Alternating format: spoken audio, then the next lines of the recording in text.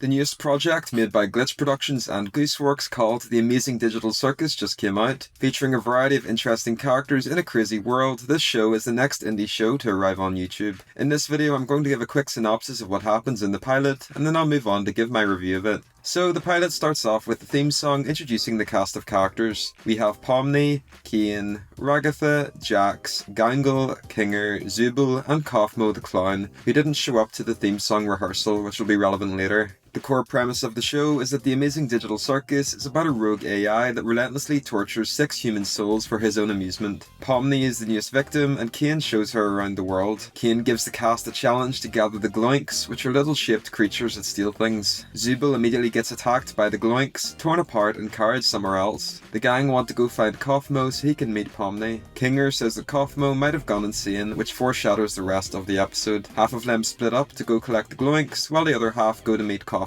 While walking to Kaufmo's room, Ragatha explains there's no way to escape the digital circus, and if you try to, you'll eventually go insane. When they open Kaufmo's room, they find out that he's been abstracted, which basically means he's gone insane and turned into a glitch. Ragatha gets attacked by Kaufmo and starts glitching herself. Pomni runs away, and we then see the rest of the gang. Jax kicks them down a hole, and they find Zubul's pieces, along with the gloinks. They meet this giant monster called the Gloink Queen. While they do that, we go back to Pomni, who's running from Kaufmo. She opens several doors until she sees an exit door. After going in, she ends up in a Stanley Parable-esque world where every time she leaves the room, she enters an identical one. The Gloink Queen gets attacked by Kaufmo and the gang leaves. Pomni enters a door and ends up in a place called The Void. Kane, who has an elegant party, receives a notice on his wacky watch that one of the cast is in the Void, so he teleports to Pomni and brings her back to the circus. Kane fixes everything by throwing Kaufmo into the cellar below the circus, which is just a huge mass of glitched pixels. He then fixes Ragatha and Pomni's glitched parts. Since the Gloink Queen was defeated, the cast gets rewarded with a dinner. The pilot ends with a slow zoom in on Pomni, showing her going a little crazy, and then a zoom out of the world until we see the computer screen from the exit segment earlier.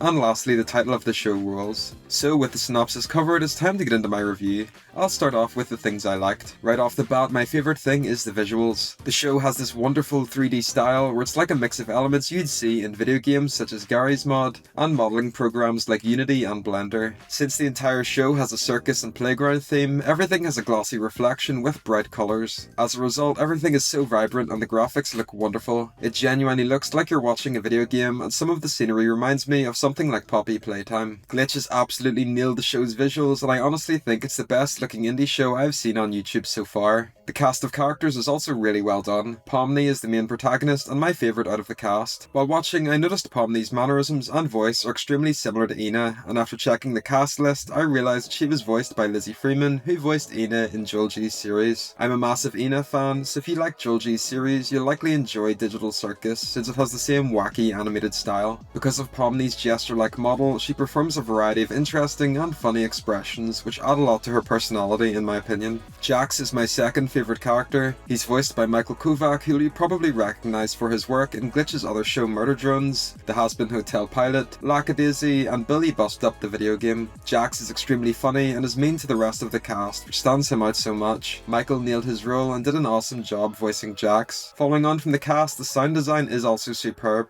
The intense music combines with the crazy on-screen visuals. Similarly, the sound effects caused by the characters in the world help to immerse you within the narrative and emphasise that there are a bunch of characters in a fantasy setting. Plot-wise, I thought it was good. As a pilot, its job was to set up the cast of characters and introduce us to the world. I think it fulfilled its job and set the show up for future episodes. There was no major pacing issues, and 25 minutes was the perfect runtime, to where it didn't feel too short, but also didn't drag on. Each character was given some dialogue, apart from Kaufmo, but that's understandable since he became an abstract monster. Like with other indie shows, the Digital Circus has raised the bar in terms of quality and lore. It'll be interesting to see how Pomni and the rest of the cast interact with each other in future episodes. At least to me, it seems like the main objective is to eventually leave the world and find out what's going on with that computer at the end. Whether or not that'll happen, we just have to wait and see. With everything I enjoyed covered, it's time to talk about some of the issues I had with the pilot. Thankfully, there isn't too many. The first thing is related to the pacing. Although the pacing is broadly pretty good, since it is a pilot, it suffers from a common symptom where they try to cover so many bases at once. They have to introduce the world and characters in those 25 minutes, and as a result, it feels super fast and it can be hard to follow. When I watched the show, I watched it in a call with a friend and he felt quite confused due to the pacing. It's the kind of thing where you'll have to watch the pilot a second or maybe third time to fully digest everything that happened. The second thing is some of the other characters. My least favourite is probably Kane. I feel like he's a little obnoxious and it's just down to how he speaks and his lines. He's definitely designed that way on purpose, so I think as a viewer you'll either love him or hate him. At least to me, I feel like the second portion of the cast are also a little underdeveloped. I think the most work went into Pomni, Ragatha and Jax. I love Jax, but I feel like he mainly just says one-liners. The rest of the cast, being Klinger, Zubul and Gangle, were kind of pushed to the wayside. Gangle feels extremely similar to Amumu from League of Legends. Klinger is a bit wacky but doesn't really stand out too much, and Zubul is basically the disillusioned angsty teen sort of stereotype. I think this criticism will likely be resolved in future episodes as we see more development from the cast, if future episodes do come out. So overall I had a blast watching the pilot and I hope more episodes do come out in the future. Glitch is currently raising money to fund a full season through their merch store. I can't wait to see what happens to the cast and also to speculate a little on what will happen in the future. If you agree with my review or have any thoughts of your own, I'd love for you to leave them in the comments section down below. Thanks for watching.